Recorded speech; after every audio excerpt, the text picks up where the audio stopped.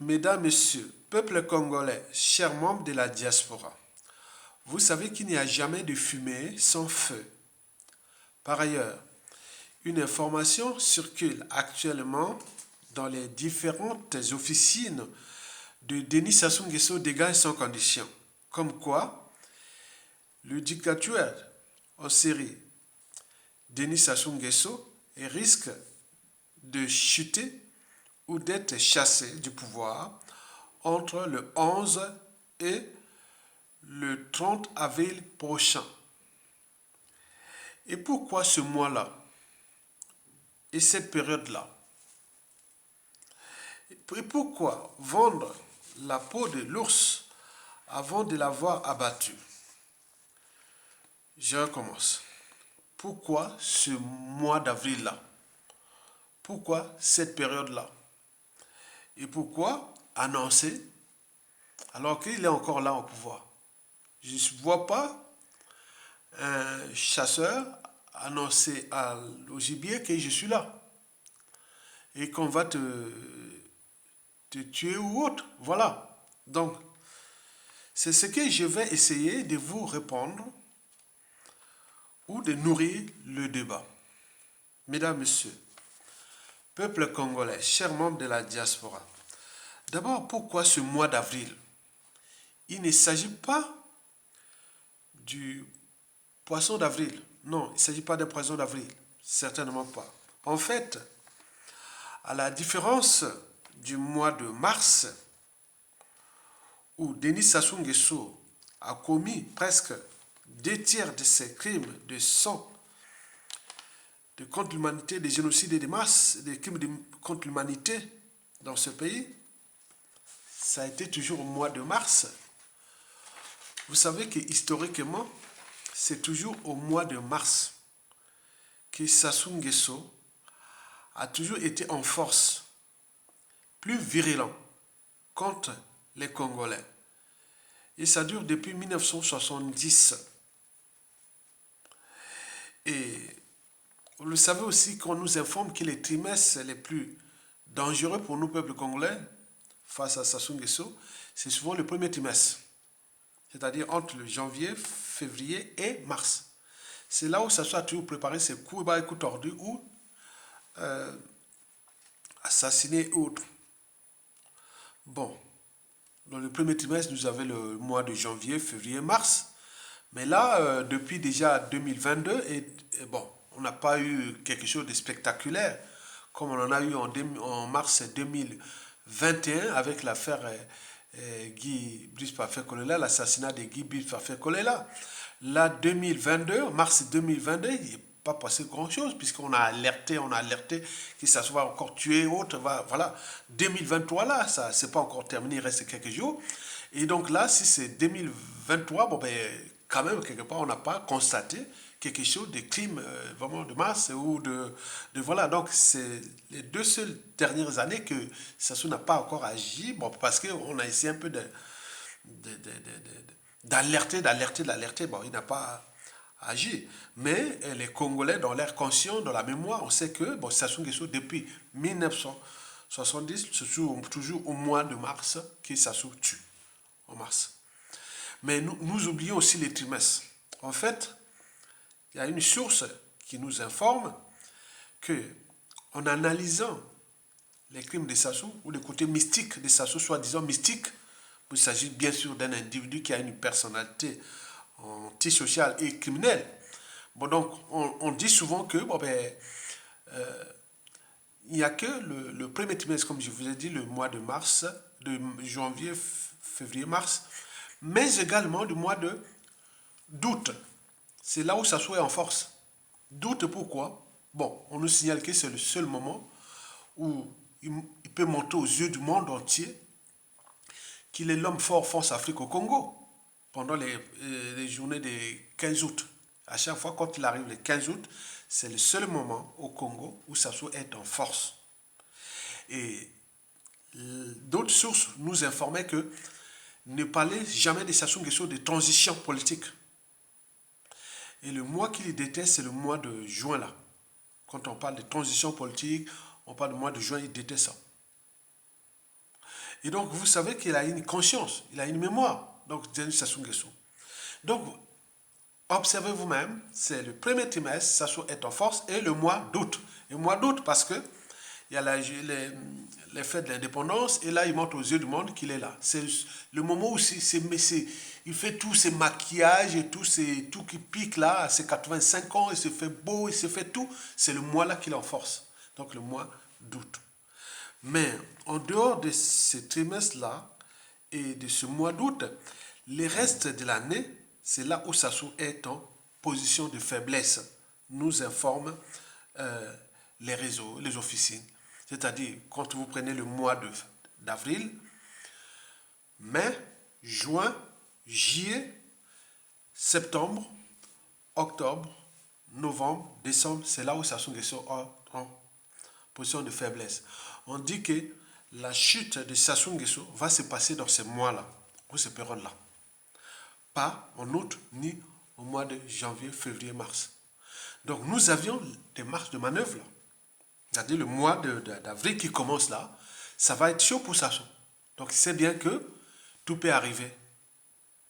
Que ce soit par le destin, que ce soit par la volonté du peuple congolais, que ce soit par la volonté de ses partenaires, au regard des tensions sociopolitiques et du contexte et autres. Donc on le sait. Mesdames, Messieurs, peuple congolais. Donc voilà pour le décryptage de ce mois-là. Pourquoi ce mois-là? C'est ça, parce que c'est le mois, ça se commence, c'est le mois difficile. Bon, certains ils vont sur les trucs franc-maçonniques, calendrier, trucs mystiques, mais vous savez que chacun de nous a des ondes, a des forces astrales, des forces point. Donc le côté mystique des uns et des autres, notre âme, notre destin est plein de choses comme ça. Donc lui, il est aussi comme nous. Donc vous imaginez que les données sont là, parce que ces analystes spirituels regardent et observent que pour faire descendre Sassou Nguesso, il n'y a que le mois d'avril, mai, juin, juillet et septembre, octobre, novembre, décembre. Mais janvier, février, mars, non. Et surtout, mars, vous n'y arriverez pas. Ce sont des forces, voilà. Mesdames, Messieurs, peuple congolais, chers membres de la diaspora. Alors, pourquoi la période du 11 au 30 avril 2023? Pourquoi cette période? Pour le mois d'avril, je vous l'ai dit déjà qu'il rentre dans la période où Sassou est fragile. Point de vue des esprits, des forces, de toutes ces forces-là, mystiques. Donc là, c'est bon. Maintenant, pourquoi du 11 au 30 avril 2023? Alors, vous savez que l'histoire des dictateurs, ça semble et ça ressemble. La vie des dictateurs, l'histoire des dictateurs, ça finit au général très mal. On est bien d'accord? Et donc, Sassou Nguesso n'y échappera pas. Vous savez que Idi Amin Dada fut chassé du pouvoir le 11 avril 1979. L'un des pires dictateurs sanguinaires d'Afrique. Mais Sassou Nguesso est maintenant au-dessus d'Idi Amin Dada. On est bien d'accord. Ça, c'est Sassou Nguesso aujourd'hui, dans toute l'Afrique noire, au cours de ces 60 dernières années, tous les observateurs, tous les analystes, tous les humanistes, tous les politologues, tous les philosophes, tous les historiens, ils disent qu'aujourd'hui, c'est Sassou Nguesso qui est au premier rang africain des dictateurs en Syrie. Parce que son capital décès, direct, ordonné, signé, dépasse déjà les 500 000 morts. Et donc, vous voyez ça. Donc, Pinochet, on parle de Pinochet. Il avait tout comme 3000 Argentins. Et on parle de Pinochet. Mais Sassou, c'est plus de 400 000. Donc, vous imaginez. Idi Amin Dada fut chassé du pouvoir le 11 avril 1979. Et Adolf Hitler s'était suicidé le 30 avril 1945. Et savez qu'il n'y a jamais jamais de hasard, il y a toujours des coïncidences ou autres, voilà. Peut-être les officines de Sassou Nguesso dégage ont classé celui-ci entre Idi Amin Dada et Adolf Hitler. Idi Amin Dada quitte le pouvoir le 11 avril 1979. Hitler s'était suicidé le 30 avril. Or, on dit que Sassou Nguesso serait la résultante ou l'addition ou on peut tout dire autour de là. Donc, la somme d'Idi Amin Dada et d'Adolf Hitler. Donc, en fonction de leur personnalité profonde et de la nature de leur régime, donc, qui se ressemblent. Donc, peut-être que ces officines pensent que Sassou Nguesso est dans la bonne période où il peut avoir la signification que, effectivement, il représentait aux yeux de l'opinion internationale, de la communauté consciente humaine, de la communauté africaine, de l'opinion congolaise, du peuple congolais, que Sassou Nguesso serait le mélange entre Idi Amin Dada et Adolf Hitler. Et donc, peut-être que ça va se passer là. Mesdames, Messieurs, peuple congolais, chers membres de la diaspora. Alors, pourquoi vendre la peau de l'ours avant de l'avoir abattu? Dire que bon, ça se va tomber entre le 11 et le 30 avril. Vous rigolez? Beaucoup vont rigoler, certainement, même moi-même. Mais je vais me questionner. Je ne vais pas rigoler, je vais te dire faux autre. Non, je vais me questionner. Le questionnement est dans le message. S'agit-il d'une rumeur? Mais les rumeurs, c'est fait pourquoi? Les rumeurs, souvent, c'est fait pour recueillir des opinions et faire des projections. On lance une opinion, on voit comment les gens réagissent, et après, on fait des projections. Comment les Congolais vont-ils réagir, que ça soit tombé entre le 11 et le 30 avril avec les arguments que j'ai, les arguments précités. Maintenant, on va voir comment les Congolais vont nourrir les débats. Donc, c'est ça qui est important. Mesdames, Messieurs, peuple congolais, chers membres de la diaspora. Pour terminer, je vous informe que nous sommes à la croisée des chemins.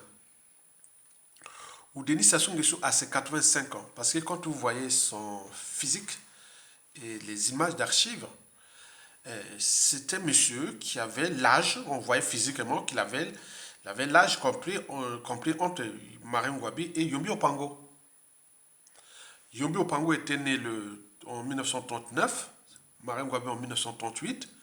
Donc Sassou Nguesso doit être là, dans ce tour-là, 38 ou 39, ou au maximum 40, même 37. Donc vous voyez déjà ça. Donc c'est un monsieur qui a 85 ans et qui risque de partir sans être jugé ni condamné. C'est-à-dire payer la rançon de la gloire. À tout instant, il peut partir. C'est ça le danger que je vous ai parlé. Au moment où les écuries du pouvoir avec leurs partenaires pensent déjà à la succession des Sassou contre nos peuples congolais, puisqu'il y en aura toujours des nègres de service qui sont là. Mais cette fois-ci, ça ne va pas marcher. Donc nous pourrons rentrer dans la permanence de l'état de crise, de l'instabilité et du chaos. Donc nous appelons les patriotes à prendre leurs responsabilités. Que si Denis Sassou Nguesso n'est pas arrêté par nos peuples congolais, soit humilié, peut fuir, comme le fut le cas de Mobutu, Blaise Compaoré, Sénabré et tous ces dictateurs qui ont fui. Mais Sassou va mourir au pays et être enterré avec les honneurs, vous imaginez? Plus que Pinochet, plus que Idi Amin Dada et autres. Mais c'est quoi? C'est pas bon pour une nation. Ce ne sera pas bon. Donc, ce qui hante la conscience des dignes fils de ce pays, on s'est dit, on sait quoi les doigts? Est-ce que Sassou va-t-il être... Attends, il peut mourir comme ça, Sassou a pris à Koufi. Oh, Mais tout ça, et là, c'est le défi permanent.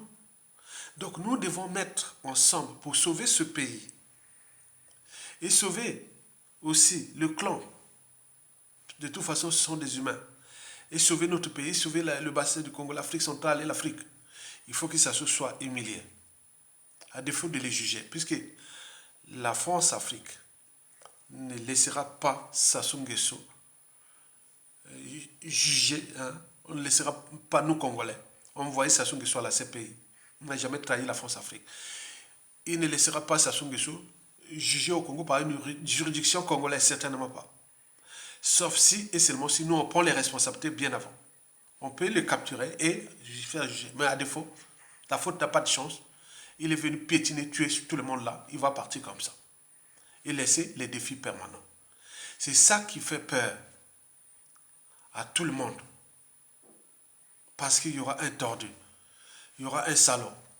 La psychanalyse, ce qui est dans la tête de l'individu, depuis l'enfance jusqu'à nos jours. Une fois qu'il y a le pouvoir, Sassou a pu faire ça, mais pourquoi pas moi? Sassou a pu rouler tout le monde de la famille, pourquoi pas moi? Donc plein de choses qui se dessinent.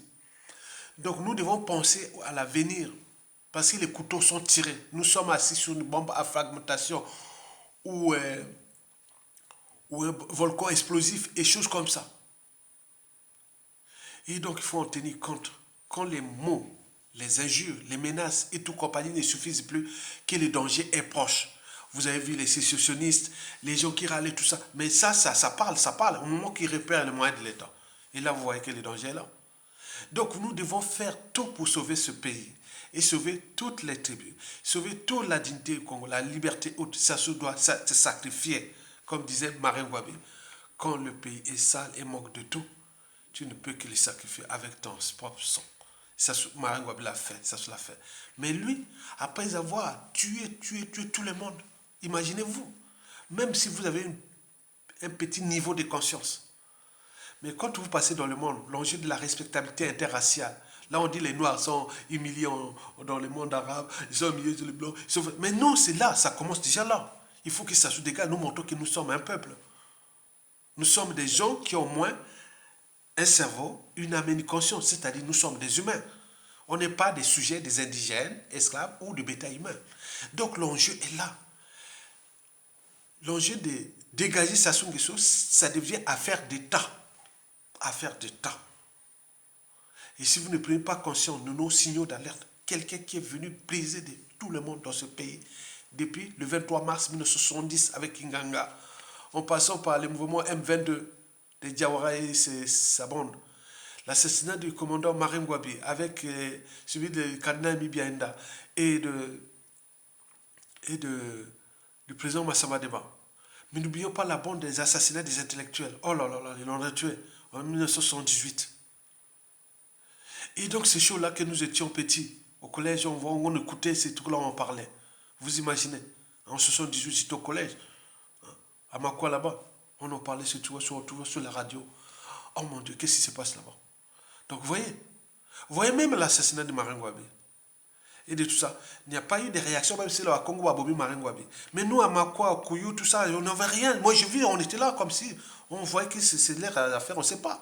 Il y avait des bruits, des cadres de Kouyou, Makwa, qui disaient non, c'est ces gens-là qui ont fait ça, quoi. On était au courant, c'est pourquoi il n'y avait aucun effet.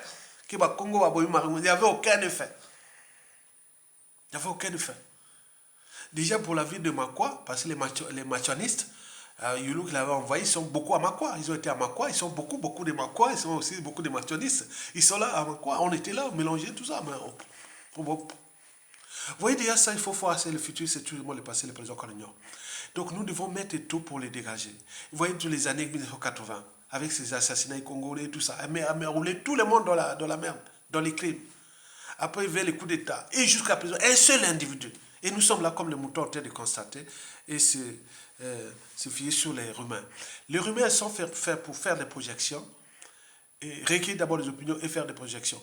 Donc nous devons nous entendre pour dégager Sassou Nguesso, s'il vous plaît, pour sauver ce peuple et autres. Il est à la fin. À tout instant, il peut. Au moment où eux, ils pensent déjà à la dynastie, à la succession et autres, qu'on sait que ça ne va pas marcher. Parce qu'il y a eu des règlements politiques et militaires dans le Nord. Depuis que Sassou Nguesso avait roulé tous ces nordistes-là dans la farine, il les a amenés au coup d'État, on a tué des gens, il les a commencé à déclasser un à un, puis emprisonnés et forcés à l'exil, empoisonnés, et d'autres ont été assassinés. Beaucoup assassinés. Dans le Sud, vous les connaissez, vous savez, Sassou Nguesso, c'est le spécialiste des crimes de sang, des génocides des sudistes. Oui, donc, là, les contentieux sont là. On a tué des humains. On est bien d'accord? Mais il faut voir aussi qu'au niveau du clan, le clan aussi divisé, parce que ce sont des gens qui ont moins un cerveau aussi. Ce n'est pas tous ont été entraînés, conditionnés à l'immoralité, au crime de sang, de génocide, des vols et tout ça. Non, non. Donc il y a encore des gens qui se disent que, ah oui, ça nous a entraînés dans la merde. On a consommé ce pays depuis 1997. Maintenant, là, on rentre dans la nage. Donc, on ne va pas fuir ce pays à la nage. On ne va pas faire parce que ce qu'on a fait là, les autres, une fois qu'ils récupèrent ces moyens-là, ça peut être dangereux pour tout le monde. Donc, pour la convergence de la lutte, ce n'est pas ces idées de succession ou autres. Nous devons avoir l'idée d'aller vers une transition. Soit par la rue, on va dans la rue, et où un coup d'état militaire salutaire. À défaut, ça soit ce destin, il va partir et nous laisser des défis permanents. Parce que ça soit pu faire ça. Il y a des gens qui ont créé de l'air libre, c'est dit, c'est possible. Donc, comprenez que le sens de cette vidéo, l'enjeu de cette vidéo, c'était d'éveiller votre conscience et se dire que nous sommes en présence d'un danger qui est là, mais ce qui peut venir après sera encore plus difficile parce que ceux qui ont détruit ce pays, avec leurs partenaires, ils cherchent à confisquer ce pays parce qu'il y a des enjeux géostratégiques, parce qu'il y a des enjeux géopolitiques, il y a des enjeux de la France Afrique, il y a beaucoup de choses qui se passent. Donc nous devons tenir compte de ces bouleversements en cours. Et la première priorité, c'est nous-mêmes. Le pays, c'est nous-mêmes. Il faut qu'on le dégage. Parce que celui-là fait du mal. Il va laisser une merde. Nous voulons que ceux qui encore ont l'esprit de ce pays, qui prennent les responsabilités. Et c'est tout. Merci beaucoup. Tokolonga. À bientôt. Likez et partagez. Pour les patriotes, bien entendu. Merci.